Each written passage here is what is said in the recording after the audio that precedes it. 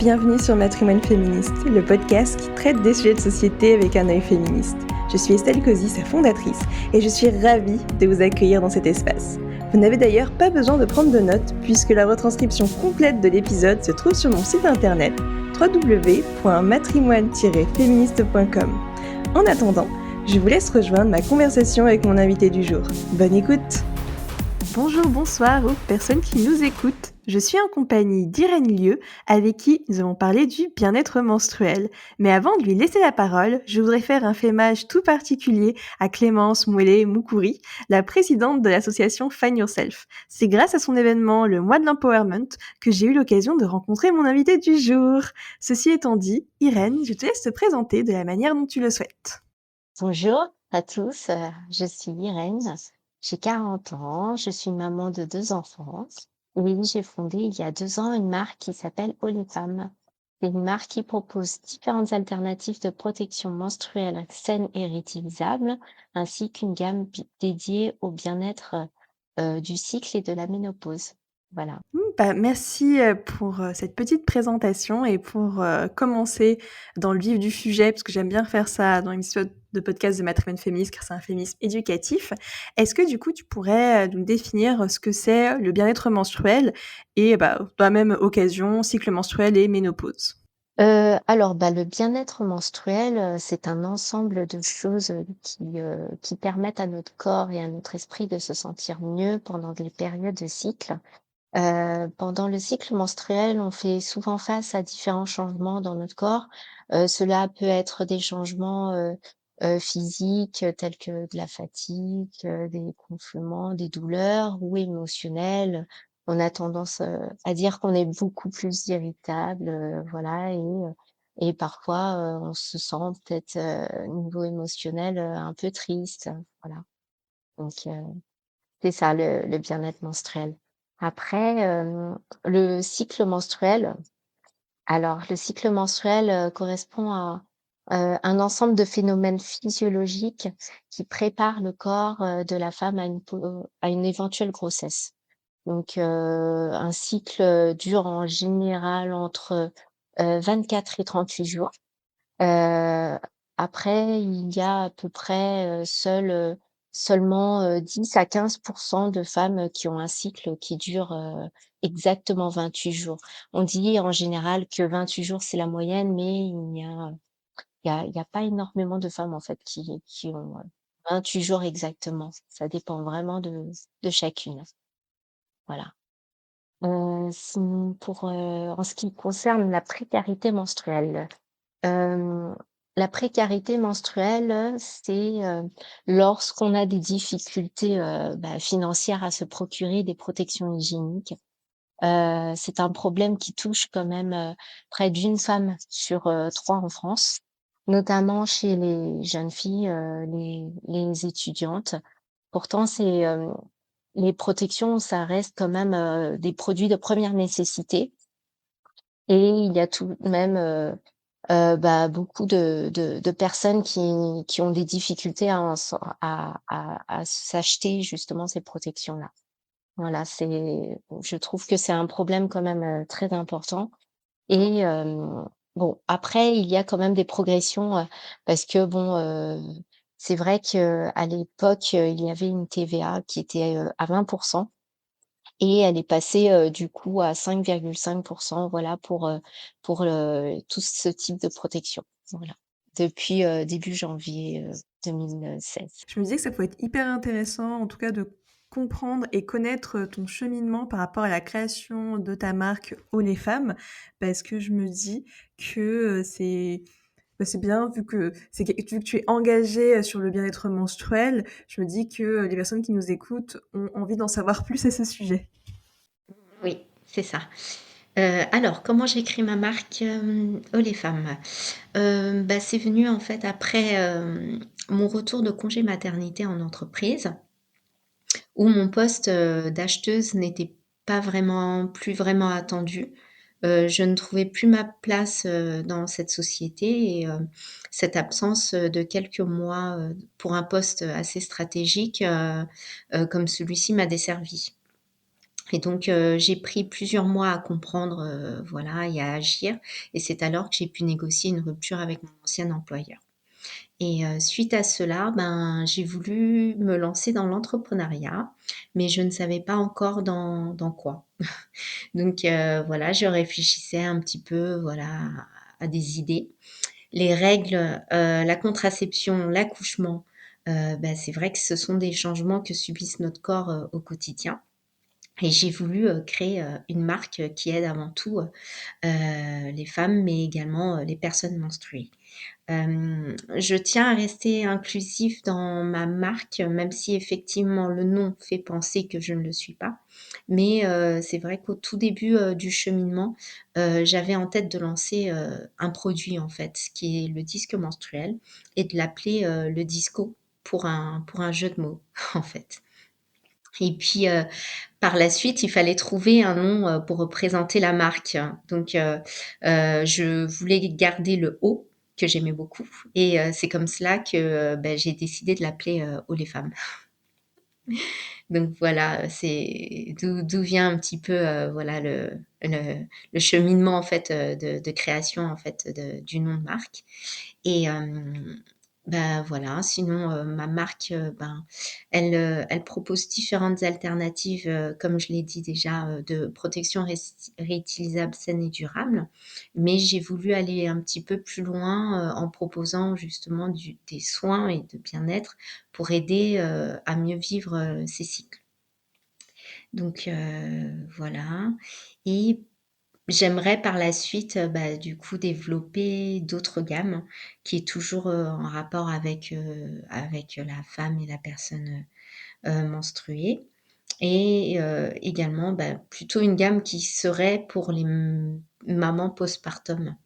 Voilà, parce que, c'est quelque chose que j'aurais aimé avoir en fait, quand je venais d'accoucher. Trouver peut-être des produits, voilà, bien-être, qui aident les mamans, suite à un accouchement, voilà, qui peut être, un événement assez éprouvant. Mmh. Bah, merci pour cette présentation et en effet, c'est vrai que ça que je déplore un peu dans les entreprises, c'est qu'ils prennent pas forcément en compte, même si les choses évoluent bien évidemment, que, bah, la femme, elle a changé, elle a même l'homme à vrai dire qui devient parent, leur vie est un vrai bouleversement et forcément il faut allier avec cette nouvelle identité en tant que parent et être tout le temps dans la performance et même ça fait penser que les entreprises, ils tiennent pas forcément en compte, enfin, maintenant un peu plus par exemple avec tout ce qui est arrêt menstruel, mais que la femme, elle est cyclique, que, bah, elle est pas performante tout le temps. Donc, en effet, bah, c'est dommage que ce soit arrivé pour toi, mais d'un côté, cette, expérience a fait que grâce à ça, tu as pu lancer ton propre projet et c'est vraiment top. Et du coup, ça me fait penser, ce que tu parlais que tu aurais bien aimé avoir, des produits, pour le postpartum et j'aimerais bien que tu nous dises un peu plus, bah, déjà qu'est-ce que le postpartum et bah, du coup, qu'est-ce que tu aurais eu besoin toi et qu'est-ce que tu aimerais bien proposer pour les personnes qui nous écoutent et qui savent pas forcément, bah, qu'est-ce que ça veut dire en fait, quel produit on a besoin quand on est en postpartum? Oui. Bah, c'est vrai qu'en fait, on nous donne une liste de choses à avoir en fait, à la maternité.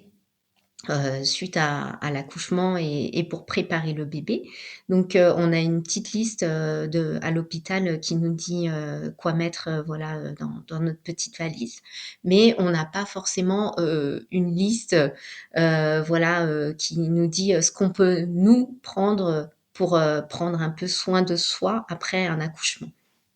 Et c'est ça qui me manquait effectivement parce que le corps subit quand même beaucoup de changements et suite à un accouchement, ben, on peut avoir des douleurs, on peut, ne pas être, voilà, on a quand même, pas mal de heu, le postpartum, c'est ça en fait, c'est l'après-accouchement et c'est des soins en fait, qu'on peut avoir, en hôpital mais qu'on n'a pas, voilà, qu'on les soins qu'on a en hôpital, c'est des soins, voilà, de standards, en fait moi, ce que j'aurais aimé avoir, c'est peut-être, des crèmes, en fait, voilà, qui aident à soulager, des choses, comme ça, quoi. Des crèmes, des une bouillotte, par exemple, ou une compresse, froide, voilà, pour soulager les parties intimes, voilà, liées au traumatisme, en fait, d'un accouchement. Parce que si on accouche, par exemple, par voie basse, c'est ce qui a été mon cas. Donc c'est vrai qu'on n'avait pas forcément plein de choses, de tout ça, quoi.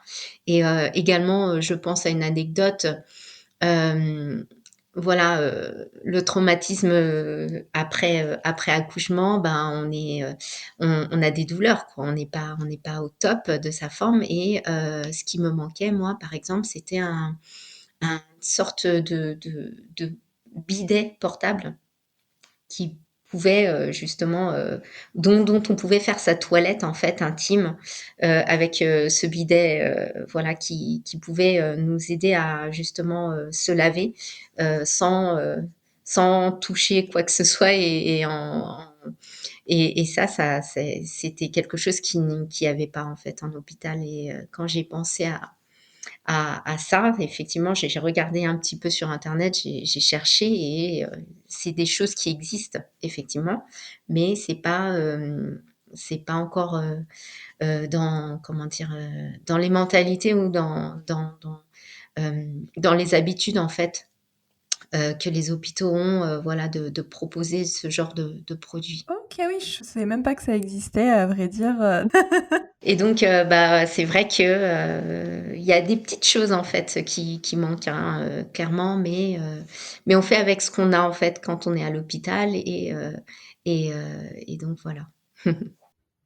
OK et ça me fait aussi penser comment on sait ce qui est bon pour nous, ce qu'on a besoin d'avoir? Parce que j'imagine aussi quand on a un accouchement, tout est perturbé. Donc comment toi tu as su, bah, de ce que tu avais besoin au fond de toi et pas par exemple ce que disait, «Bah, tiens ça c'est bien, d'avoir ça», je sais pas, tu vois ça sur Instagram ou que sais-je. Comment on sait ce qui est vraiment important pour nous? Hem, c'est vrai qu'on le sait sur le coup en fait, suite, à l'accouchement, en fait, c'est là où on se rend compte, qu'il y a des choses qui nous manquent et qu'on aurait aimé avoir. Parce que quand on n'est pas passé par là, en fait, on n'y pense pas forcément. On pense plus à comment on va prendre soin du bébé lorsqu'il va arriver. Mais c'est vraiment important de prendre soin de sa maman aussi, lorsqu'on accouche et c'est vrai que, d'ailleurs, justement, j'en parle dans un de mes articles de blog, du mois d'or, qui est un mois, post-partum pour aider les mamans justement à mieux se rétablir et c'est un mois très important. Moi, personnellement, voilà, j'ai fait ce mois d'or où ma mère, elle m'a fait, des petites recettes, voilà, des petites recettes ancestrales, voilà, de grand-mère, voilà, pour, des soupes, des choses comme ça pour mieux se régénérer, on va dire. Voilà, après un accouchement et donc il y a des rituels, en fait, à faire et ça peut paraître un peu fou, chez les occidentaux, mais chez les asiatiques, c'est très important, en fait, ce mois. Est-ce que tu peux nous dire un peu plus sur ce mois d'or? Parce que moi je connais pas du tout, donc hâte d'apprendre. Bah, il y a différentes, choses, il y a différentes règles, en fait, à respecter, hein. Je pense notamment au fait de pas sortir, en général, on évite de sortir, pendant ce mois. On reste confiné à la maison parce que, voilà, les changements de température, de climat, c'est pas bon pour soi. Enfin, c'est ce qu'on dit, en fait, c'est pas très bon pour la maman. Par exemple, tout ce qui est courant d'air, c'est à éviter, heu, pour la maman parce que voilà, c'est des choses, voilà, qui disent, qu'il faut éviter.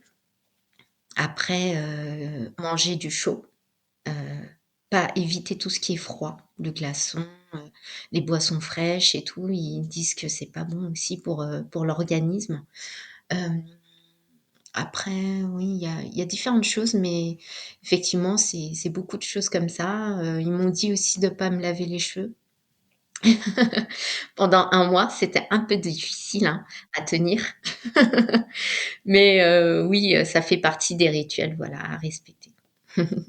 D'accord et quel est le sens derrière ces rituels pour qu'on comprenne mieux? Le sens, c'est, que ce mois est fatidique, en fait, pour, se régénérer et reprendre des forces et donc une maman, qui, reprend bien ses forces arrivera à mieux, s'occuper de son bébé aussi. Mmh.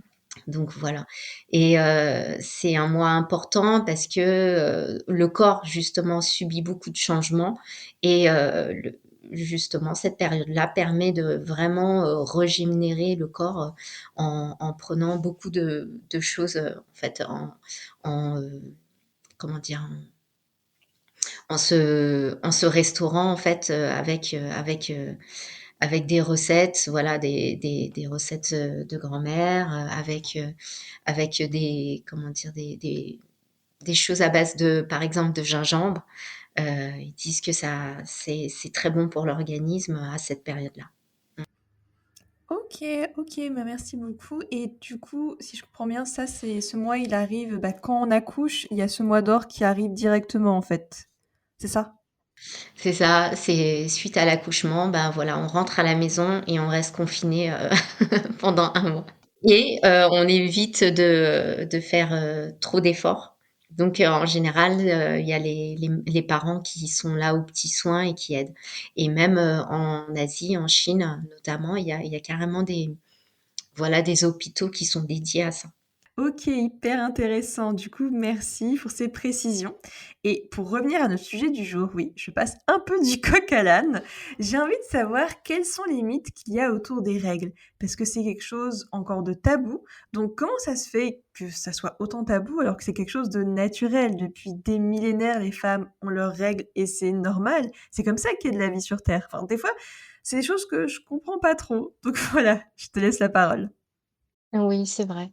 Je trouve ça dommage, en fait, de pas vraiment en parler, même entre femmes, que ça reste quand même, assez tabou. Les femmes, elles osent pas trop, je pense, en parler. Elles pensent que c'est des choses trop intimes ou peut-être, pas appropriées, mais je pense que c'est quand même important de parler de ce genre de choses, effectivement.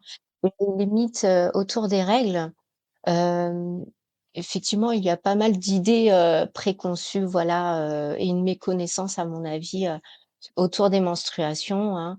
Je dirais, qu'on qu'on pense, par exemple, qu'on ne peut pas faire de sport pendant ces règles, alors que, justement, le sport, c'est quelque chose qui est plutôt recommandé, pas du sport intense, hein, mais du sport, voilà, de, type, yoga, des choses, plus doux et c'est plutôt recommandé justement pour, celles qui ont des, douleurs, qui souffrent, voilà, lors des cycles parce que, l'activité physique pourra permettre justement, au corps de s'oxygéner et donc du coup ça permet, justement d'atténuer, les crampes et les douleurs. Voilà. Donc le sport, c'est vrai que c'est un petit peu un mythe. On a justement souvent envie, lors des règles, de ne rien faire en fait, de s'allonger, d'être sur le canapé avec sa petite bouillotte et voilà. Mais effectivement, être en activité, ça aide aussi. Voilà. Après, il y a d'autres types d'idées, préconçues qui est, par exemple, avoir des rapports sexuels pendant les règles. On pense que, justement, lorsqu'on a nos règles, on ne peut pas avoir de rapport sexuel. Or, bah, voilà, c'est quelque chose, qui peut, être possible et qui justement, permet, d'atténuer, les douleurs et les crampes. Voilà. Après, il y a aussi, le mythe de la virginité et de l'utilisation des tampons. On pense que, justement, lorsqu'on est, vierge, on ne peut pas forcément utiliser, de tampons. Mais, ça, c'est effectivement un mythe également parce que, c'est en fait, ça ne touche en rien à la virginité, en fait, le fait de, heu, de mettre des protections internes. Mmh. Voilà, voilà.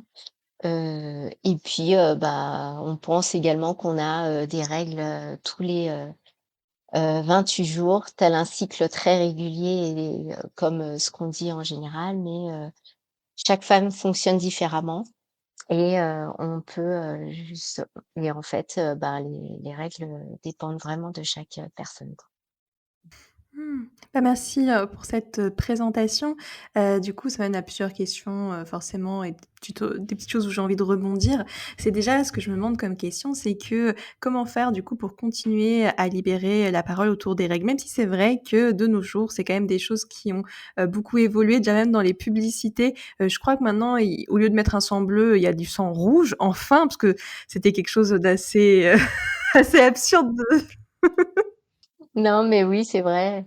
C'est effectivement absurde et maintenant de voir, enfin du sang rouge qui représente vraiment les règles et de pas avoir honte de le montrer et d'en parler, ça change beaucoup également, hein. C'est vrai que ça peut choquer certaines personnes, mais ben, je pense que c'est important quand même de montrer les vraies choses et pas de montrer, des choses, qui voilà, qui permettent, voilà, de ne comment dire? De ne pas choquer, certaines personnes, quoi. Oui et surtout que je trouve ça un peu peut-être bizarre, enfin bon, c'est mon point de vue, on va dire que des personnes soient choquées, par rapport à avoir du sang de règles, alors que par exemple, il y a des films mais qui sont hyper sanglants, hyper gore. Là, ça choque personne, mais par contre voir du sang, oh là là! Ah ça me fait penser aussi, ça s'est passé je sais plus, je crois que c'était pendant les JO ou une épreuve sportive où il y avait une femme qui avait couru et qui avait pas eu le temps de mettre une serviette parce que du coup elle s'est aperçue qu'elle avait ses règles, elle avait ses règles trop tard et du coup bah en fait ses règles bah elle a fait le marathon pendant je crois qu'elle l'a fait en 2 heures et demie mais du coup avec ses règles qui coulaient le long de ses jambes et il y avait des hommes qui se sont offusqués en disant ah mais c'est horrible c'est dégoûtant alors qu'en fait elle pouvait pas faire autrement elle s'en est rendue compte au moment de courir et elle a été très forte de courir avec cette gêne au final parce que avoir du sang qui coule, qui coule, qui coule et le regard que tu peux avoir, qu'on peut avoir sur toi, ça doit être aussi hyper compliqué à vivre. Ah oui, c'est sûr, hein. Moi, j'ai été admirative de son parcours et de ce qu'elle a fait et malgré, justement le fait d'avoir eu, ces règles en pleine course, je voilà, j'ai trouvé que c'était un peu, comment dire? Exagéré, en fait, de réagir, de cette façon parce que justement, c'est des choses, de la vie, c'est des choses qu'on voilà, qu'on prédit pas forcément tout le temps. Parfois, ça peut venir comme ça, les règles, ça peut être assez imprévisible pour certaines et notamment, je parle des personnes qui ont des règles, voilà, de façon irrégulière, ça peut venir comme ça donc en fait, voilà, je trouve que, bah, justement, c'est quand même, beaucoup de courage, à ce ce à cette personne justement d'avoir, continué son marathon jusqu'au bout, quoi. Mmh, mmh, mmh.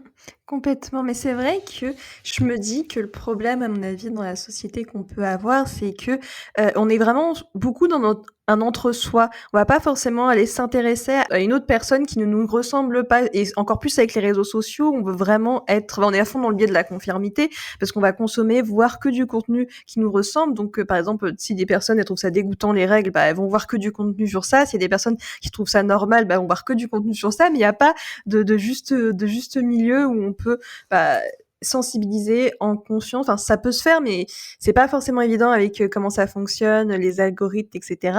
Et aussi, je me dis que le premier pas à faire, c'est déjà aussi apprendre à connaître son corps et aussi essayer de comprendre le corps de l'autre. Et du coup, comme question que je me pose, c'est toi, comment tu fais du coup? Comment t'as fait pour apprendre à mieux connaître ton corps et aussi notamment pour comment on fait pour choisir une protection hygiénique qui est adaptée à soi? Parce qu'il y en a beaucoup, hein, du choix. Du coup, on peut être perdu, on peut se dire: «Mais qu'est-ce qui me correspond? Qu'est-ce que je vais aimer ou pas aimer?» Donc ça dépend de notre sensibilité à chacune et c'est pas évident de s'y repérer avec tout ce qu'il y a, quoi. Oui, c'est vrai, c'est vrai. Bah, je suis d'accord avec toi, il y a énormément de choix maintenant et il y a de plus en plus de choix, en fait, qui s'offrent, à soi, voilà, en termes de protection, hygiénique. C'est une très bonne chose, hein, parce que justement, le plus de choix possible permet à toutes les femmes, voilà, de trouver la protection qui leur corresponde le mieux. Moi, je suis convaincue qu'on n'a pas qu'un seul type de protection tout au long de sa vie. En fait, notre corps, notre besoin change et évolue avec le temps, hein. Pour ma part, c'était après, ben, ma première grossesse, en fait. Je ne trouvais plus de protection, adaptée. Les tampons ne me convenaient plus, comment dire? Les tampons, bah, c'est vrai que ça crée une sécheresse, en fait et ça devenait désagréable. La coupe non menstruelle non plus, en fait, ça me convenait plus et du coup, j'ai commencé à chercher différentes alternatives et c'est là où j'ai découvert, en fait, le disque menstruel, qui est un produit, bah, du coup, que j'ai lancé sur mon site, voilà, via ma marque Olefam et c'est grâce à ça, bah, justement, ça a été un peu le déclic de pas vraiment trouver, quelque chose qui me correspondait et de chercher, en fait et pour moi, je pense que pour démarrer, voilà, il faudrait, que toutes les personnes, bah, voilà, testent, en fait, pour voir, en fait, la protection qui pourrait leur être adaptée parce que chaque personne est faite différemment voilà, peut-être qu'il y aurait, pas je sais pas si toi, du coup, quel type de protection, voilà, tu utilises, mais il y a pas mal de personnes, voilà, qui sont plus pour des protections externes, telles que des, serviettes, hygiéniques ou des culottes menstruelles et d'autres qui préfèrent des protections, voilà, internes, telles que des tampons, des coupes, des disques, voilà. Donc c'est mais le fait d'avoir, voilà, en 2024, autant de choix de types de protection, c'est quand même, vraiment bien, quoi, de Oui, c'est vraiment une chance. Bah, pour répondre à ta question, moi, j'avoue que je préfère, les culottes menstruelles. C'est quelque chose de très, heu, très agréable pour moi. Après, j'aime beaucoup maintenant, aussi les serviettes hygiéniques de la marque Fava parce que je trouve qu'elles ont une texture proche, de la culotte menstruelle. Elles sont hyper agréables. Par contre, les serviettes hygiéniques, de comment ça s'appelle, des marques genre Nana ou je sais pas, qu'on trouve dans les supermarchés, qui sont hyper connues depuis toujours. Ça, j'avoue que je les supporte de moins en moins parce que j'aime pas trop savoir le fait qu'il y a pas de très bonne composition, enfin, qu'elles sont faites avec une mauvaise composition et ça me stresse un peu parce que j'avoue que j'essaye de faire, attention, à tout ce qui est clean, que ce soit dans mon alimentation, les cosmétiques et du coup, bah, là aussi les serviettes hygiéniques, parce que c'est quelque chose qui est important pour moi donc quand il y a des mauvaises compos, je préfère m'en aller et du coup Fava, je sais qu'il y a des bonnes, compositions. C'est pas c'est pas du tout un truc, en partenariat avec Fava, c'est juste que j'ai découvert ça et j'ai bien kiffé et culotte menstruelle aussi. Mais du coup, pour les personnes qui nous écoutent, je me dis que ça pourrait être sympa que tu nous définisses un peu ce que c'est, la coupe menstruelle et le disque menstruel parce que c'est des choses qu'on entend, bah, moins parler, hein, que ce qui est serviette hygiénique, tampons, culottes, qui deviennent de plus en plus démocratisés à côté. bah, voilà, j'ai les 2 produits avec moi, pour te montrer un petit peu. Donc la coupe menstruelle, c'est sous forme de cloche comme ça un petit peu, avec une tige et ça va s'insérer, ça se plie en fait, il y a différentes, façons de le plier et ça va s'insérer, hem, au niveau d'un tampon en fait, à l'intérieur. Voilà, c'est une protection interne et ça va aller se loger vraiment au niveau d'un tampon environ et le disque menstruel, c'est sous forme de disque comme ça, de cette façon en fait et donc ça va recueillir un tout petit peu plus en termes de capacité qu'une, coupe menstruelle. En général, le disque, c'est plus du 40, 50 millilitres, alors que la coupe menstruelle, c'est plutôt du 30-40, 35 quoi, voilà et donc c'est un nouveau dispositif, ça a une autre forme et ça va se plier comme ça sous forme de 8. Comme ça là et après ça va s'insérer et ça va se loger beaucoup plus, profond que, la coupe menstruelle. Voilà. Ça va se loger vraiment, sous le col de l'utérus et en fait, il faudrait aller le caler et donc en fait, le disque menstruel, c'est plutôt adapté pour les personnes justement qui sont déjà adeptes de coupe et qui veulent passer à une étape, voilà, une autre étape ou quelque chose de différent. Parce que du coup, on la sent pas du tout, parce qu'elle est vraiment, elle va se loger vraiment tout au fond, donc on ne sent pas du tout, la protection. Alors que bon, la coupe, menstruelle, elle peut, avec le temps parfois, descendre, se repositionner et on peut sentir, parfois des gènes. Mais ça dépend vraiment des femmes parce qu'il y a des femmes, justement qui ne le sentent, pas du tout et ça se passe très bien. Donc voilà, ça dépend des personnes, en fait. OK et du coup, en t'entendant, parce que c'est vrai que moi je mets pas de protection interne, mais du coup, est-ce qu'il y a un applicateur pour les mettre? Et après, est-ce que c'est pas un peu stressant de pouvoir la retirer si elle est logée profond, justement? Tu parles de celle-ci ou de du disque? Pour les 2, à vrai dire. Alors pour la coupe menstruelle, en fait, vu qu'elle a une tige, normalement, on doit pouvoir la retirer, voilà, simplement en faisant une petite pression sur, la base pour éviter l'effet ventouse. Parce qu'une fois qu'elle est à l'intérieur et logée à l'intérieur, elle peut un peu, faire, l'effet ventouse et ça peut être désagréable au retrait. Et puis, ils disent aussi, en général qu'on peut, lorsqu'on a un stérilet, par exemple, on est susceptible, peut-être parfois de le déplacer, le stérilet, avec l'effet ventouse. Voilà. Donc il faut faire attention à ce point-là lorsqu'on met une coupe menstruelle. Après, pour le disque menstruel, c'est un entraînement à avoir. Il faut, heu, il faut s'entraîner un petit peu effectivement parce qu'il va se loger vraiment plus au fond et donc il est moins facilement accessible que la coupe menstruelle. Après, effectivement, on commence à avoir, l'habitude, hein, ça devient beaucoup plus simple. Mais, c'est vrai qu'au premier abord, ça peut paraître, un petit peu, on peut avoir un petit peu peur ou, avoir un peu d'appréhension, face à ça, mais, il faut juste persévérer un petit peu et puis se détendre un petit peu aussi. Parce qu'effectivement, lorsqu'on est trop tendu, je pense qu'on peut avoir un petit peu peur et du coup, voilà, avoir un peu de difficulté à le retirer au premier abord. OK, merci pour ces éclaircissements et ça me fait penser parce que quand j'avais, regardé ton site internet, je savais pas du tout que ça existait les utérus rétroversés et entroversés de mémoire. Donc, si tu pouvais nous expliquer, ce que c'est pour les personnes qui nous écoutent parce que potentiellement c'est quelque chose qu'on n'a pas forcément, conscience et aussi, bah, est-ce que quand on a cette particularité-là, il y a des protections qui sont plus adaptées que d'autres? C'est vrai que j'avais écrit, justement un article de blog dessus concernant les utérus rétroversés et antéversés. L'utérus, il a différentes formes en fait, il existe plusieurs formes. Moi, je vais parler juste de ces 3 formes, voilà les plus communs qui est, l'utérus antéversé, l'utérus rétroversé et l'utérus droit. Alors l'utérus antéversé, c'est la forme, qui est quand même la plus courante, heu, environ, 70 à 80 de femmes, présentent cette orientation, hein. C'est une inclinaison en fait de l'utérus vers l'avant en direction de la vessie.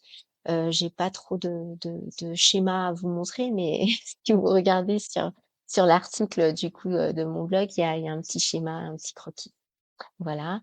L'utérus rétroversé, il est plutôt incliné vers l'arrière en direction du rectum, par opposition, du coup, à l'utérus antéversé et elle touche, en fait, cette position, touche environ 20 à 30 des femmes et l'utérus droit, c'est un utérus, voilà, qui est en position, neutre et la forme, elle est, dans l'alignement vertical, du bassin, enfin, au normal au sein du bassin. Donc, elle n'est ni inclinée vers l'avant ni vers l'arrière et c'est une position centrale souvent considérée comme, la configuration, standard, dans le langage médical. Il n'y a pas vraiment de type de protection adaptée, par rapport à chaque, type d'utérus, hein. Il suffit en fait d'essayer en fait, les protections et de voir un peu ce qui peut vous convenir. Je dirais que Heu, voilà, il faut tester, faut voir, Ça dépend vraiment de chacune, quoi. Mmh. OK, oui, ça c'est normal, il faut expérimenter et d'ailleurs ça me fait penser aussi que j'ai plus les statistiques en tête, mais je crois qu'il y a au finalement peu de femmes qui vont aller regarder, ce qu'il y a entre nos jambes avec, un miroir. Alors que je pense que ça pourrait être aussi une première étape de connaissance de soi, de connaissance de son corps et de voir après, quelles sensations ça peut faire. Enfin, c'est vrai que c'est des choses à tester et on n'ose pas forcément, se donner ce temps même, je sais pas, s'auto-palper, se regarder son corps en entier, c'est quelque chose qu'on prend pas le temps de faire, parce qu'on est toujours dans l'action, l'action, l'action et moins dans, tout ce qui est, on prend soin de soi et ça commence par se connaître et c'est vrai que c'est des choses ça peut être des schémas, des croyances qui peuvent être un peu difficiles des fois à switcher pour pouvoir, prendre ce temps pour soi. Oui, donc je suis d'accord avec toi Estelle, concernant, ça justement, il y a cette pudeur en fait, je pense, qui fait qu'on n'ose pas trop, voilà, se regarder, voir un petit peu comment fonctionne notre corps. Mais, c'est quelque chose qui devrait, je pense, qu'on devrait éduquer en fait, heu, lors des cours pour les jeunes, filles, les jeunes garçons, voilà.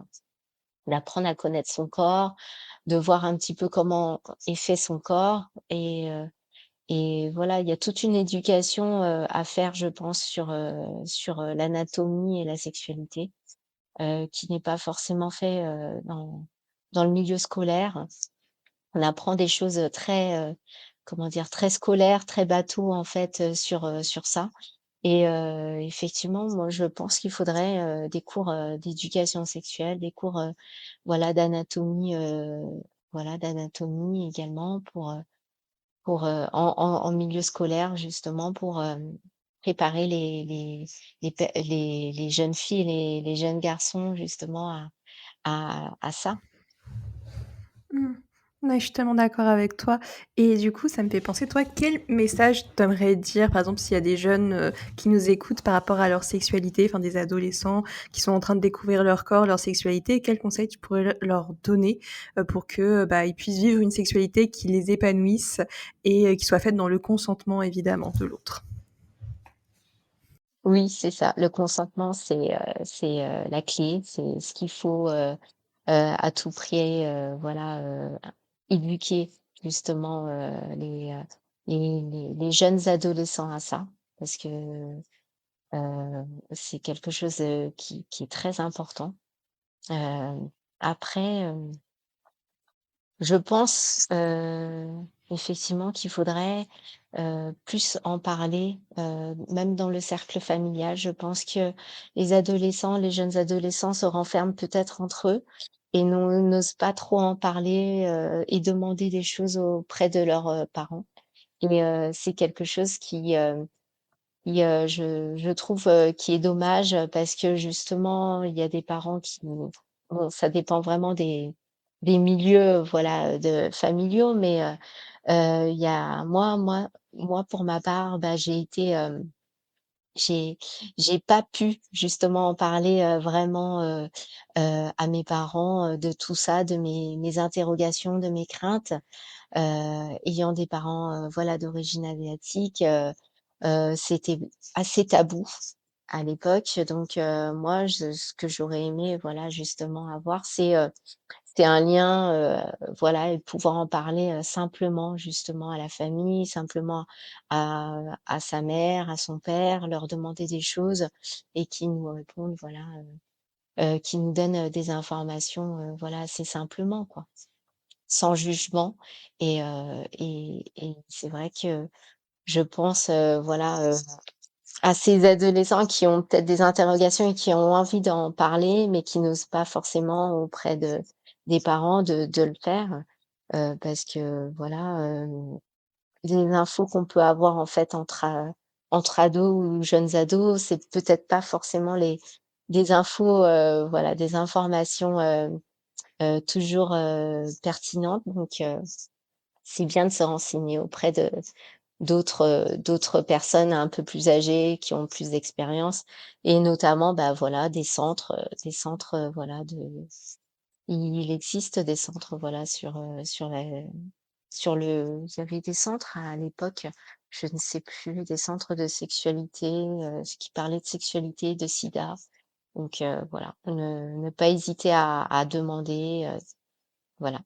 Mmh, oui, c'est chose qui existe, toujours. Je crois qu'à la Maison des femmes, tu peux faire ça, par exemple. Mais, du coup, ça me fait aussi penser que, bah, tu as raison, ne pas parler de la sexualité avec ses enfants fait qu'ils vont apprendre par eux-mêmes et justement le chemin le plus «évident» entre guillemets pour un adolescent, c'est la pornographie. Enfin même, hein, les chiffres sont assez terrifiants parce que ça commence dès, la primaire en fait, les jeunes garçons, ils regardent des vidéos mais quelle construction, ça t'amène en fait de commencer si tôt avec des images si violentes, quoi. C'est ça, c'est ça. C'est, la pornographie n'est pas le reflet, voilà, d'une sexualité, on va dire, normale et donc ben, forcément, ils ont une image déconstruite, de la sexualité.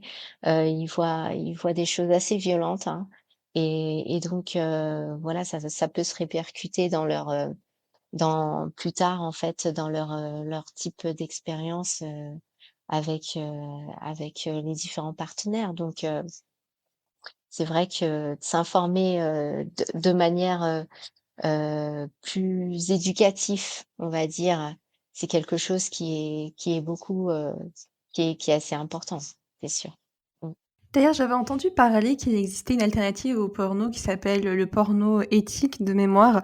Mais, du coup, en fait, le souci avec le porno éthique, c'est que c'est payant évidemment, parce que c'est pas accès en libre service, parce que de ce que j'avais compris, c'était que toutes les sexualités, elles étaient représentées, dans le sens, les personnes plus âgées, également. Enfin, il y a pas que les jeunes, on va dire, qui couchent ensemble, parce que ça aussi, je pense, c'est des mythes qu'on peut avoir que, bah, la sexualité, c'est que, destiné aux jeunes. Quand on est plus vieux, bah, ça nous concerne plus.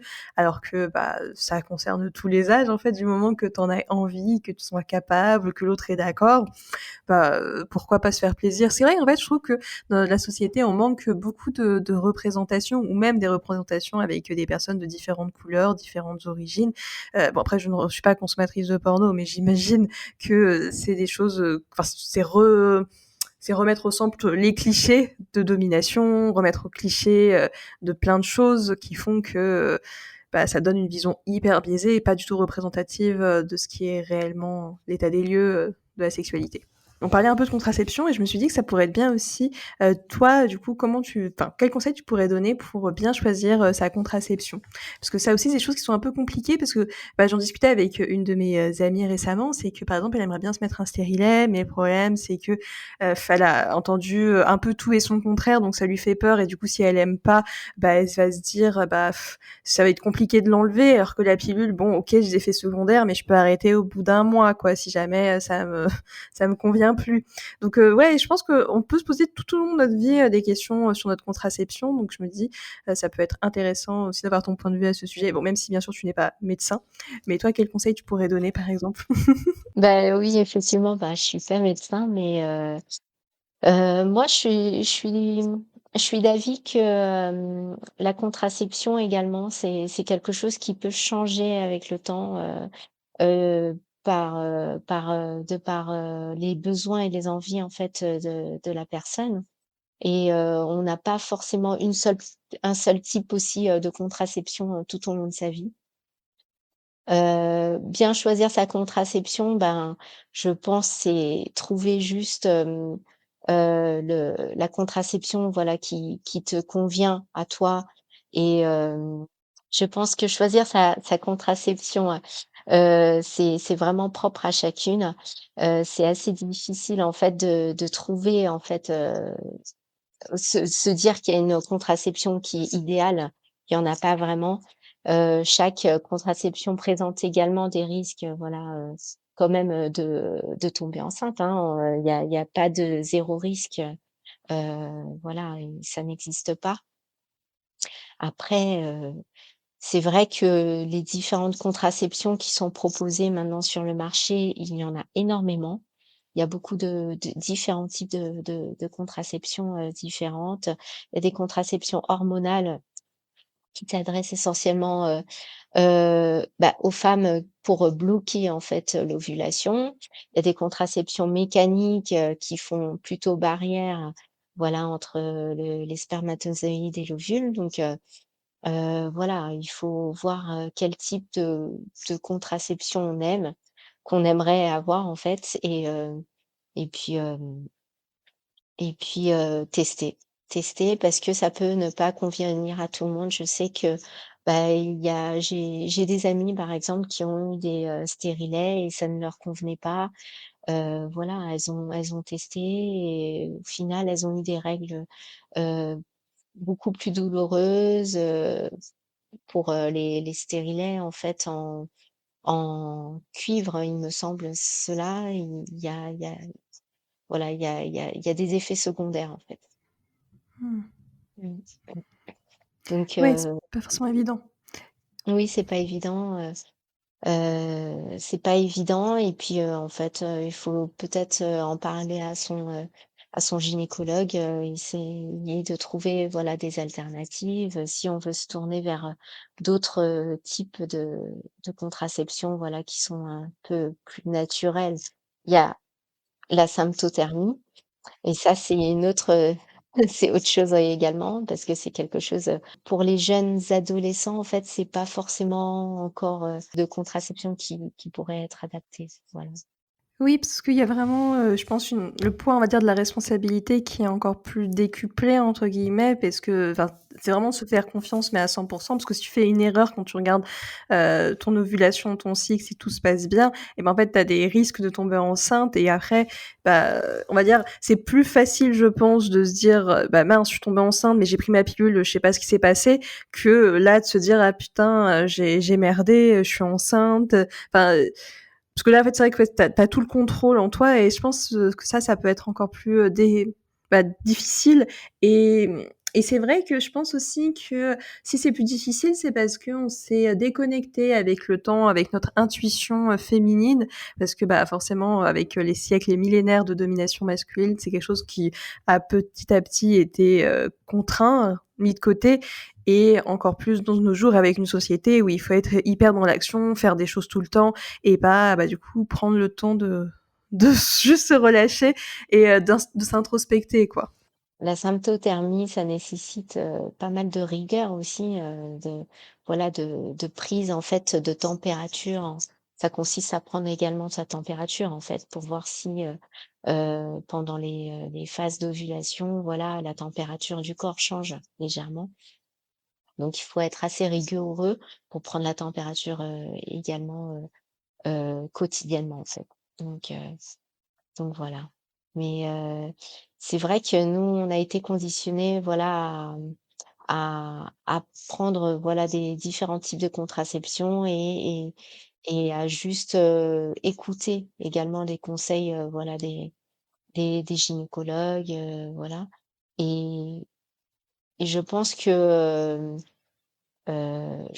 justement avec l'expérience et avec le temps, bah, on se rend compte, que, bah, la contraception qu'on avait pris pendant X années, ne nous convient pas au final et qu'il faudrait, peut-être changer et faire, et essayer autre chose. Mmh.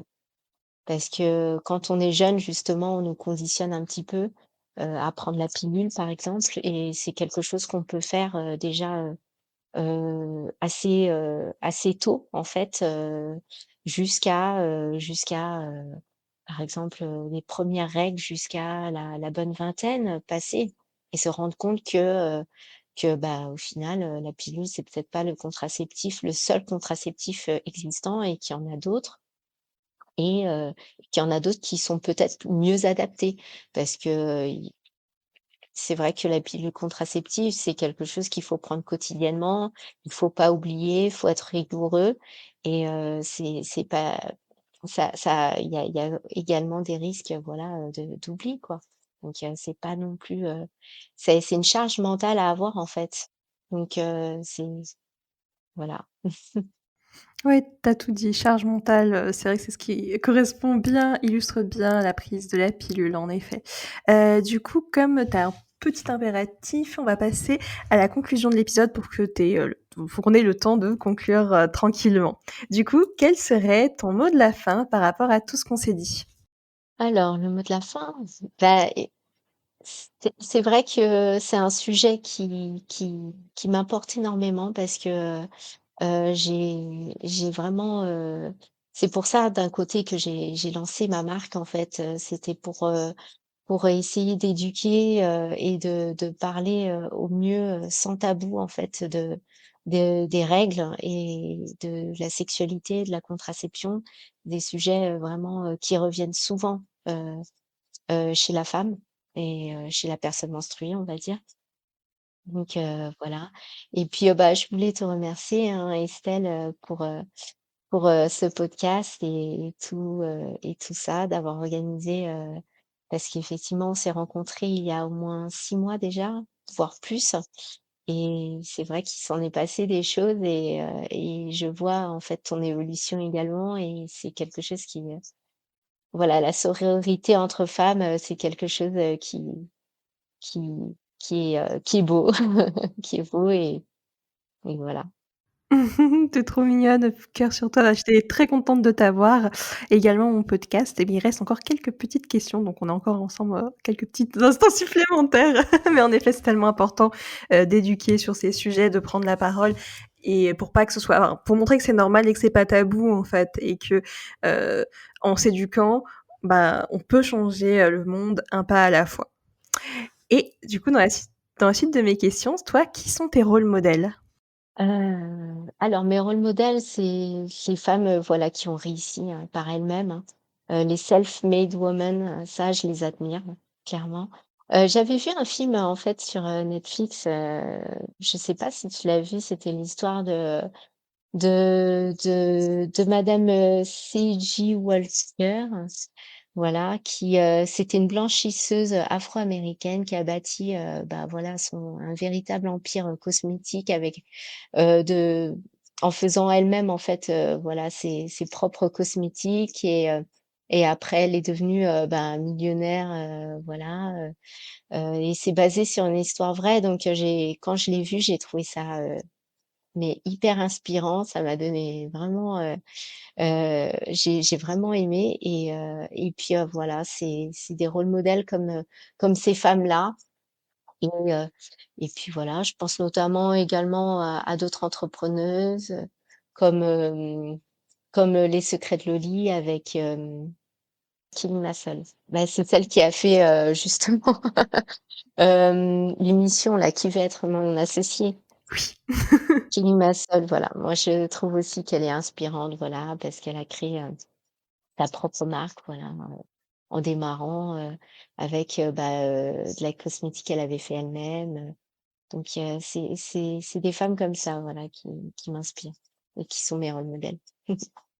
Ouais, ils sont des beaux modèles d'inspiration parce qu'elles nous encouragent à montrer que tout est possible, qu'avec du travail, de la volonté, enfin OK, il y a des échecs, mais si on s'accroche, si on donne tout et ben, on peut y arriver. Bien sûr, il y a plein de facteurs qui rentrent en point, mais l'essentiel, c'est de croire en son projet pour pouvoir avancer. Et dans la suite de mes questions, il y a quelles ressources tu recommanderais aux personnes qui nous écoutent? Bien sûr, hein, de ce que j'ai entendu, la série sur Netflix sur Madame C.J. Walker, c'est une ressource, mais s'il y en a d'autres, n'hésite pas. En termes de ressources, bah, c'est vrai que c'est plutôt des ressources, voilà, qui prônent l'empowerment des femmes. Je pensais notamment au livre de Sheryl Sandberg.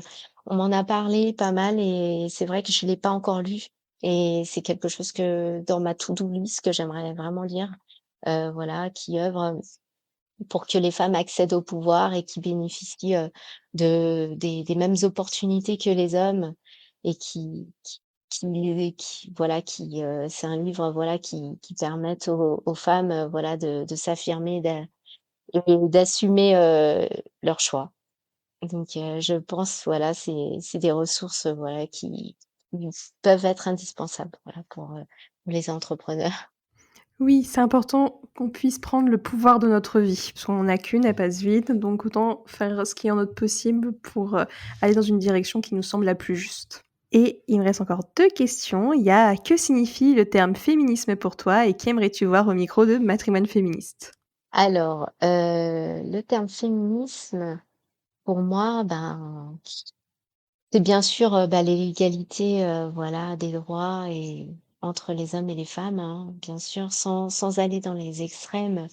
et tout ça, mais c'est aussi, pour moi, le féminisme, c'est aussi l'entraide et la sororité entre femmes. Voilà, donc Très belle définition que je rejoins. On a besoin de plus de sororité pour, faire émerger des belles émulsions entre, les unes et les autres. Et du coup, la dernière question, qui aimerais-tu voir au micro de Matrimoine féministe? je pense que tu en as déjà fait parvenir pas mal, donc je sais pas sur le coup, du coup, quoi te dire. Peut-être Frida Kahlo, celle qui est derrière toi. Donc voilà. Pas de souci. Oui, bah, pour l'anecdote, c'est ma maman qui a peint, ce joli portrait, en arrière-plan. Elle a vraiment beaucoup de talent. Oh là là, c'est magnifique. Oui, bah, en tout cas, bah, merci beaucoup Irène, pour ton temps. C'était un plaisir, de t'interviewer au micro de Matrimoine féministe et merci aux personnes qui nous ont écoutés jusqu'au bout, en tout cas. Ciao, ciao tout le monde! Au revoir. Merci d'avoir écouté cet épisode, j'espère qu'il vous a plu. Si c'est le cas, je vous invite à parcourir la retranscription de l'épisode sur mon site internet www.matrimoine-féministe.com et me laisser votre avis en commentaire. Cela me ferait vraiment plaisir de vous lire et de vous répondre. À très vite!